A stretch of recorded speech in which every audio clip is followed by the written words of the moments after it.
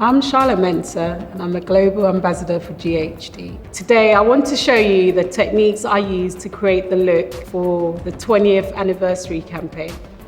Start with using some leave-in conditioner, mist it all over the hair. Using a detangling comb, section the hair into 4 quarters. Comb it through, secure it with a clip.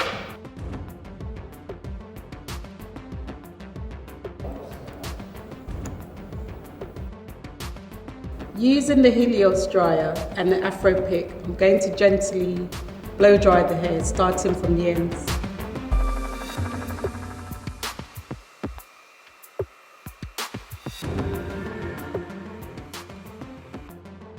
Once the hair is completely dry, starting from the back, take very small sections using your tail comb through and just pass the GHD gold once through.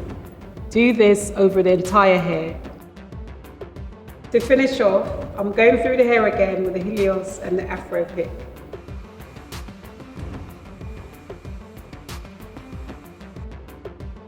Use my hands, the palm of my hands, use a little bit more tension and just sculpture it. So we're sculpturing everything into shape. We're trying to create that box, high top.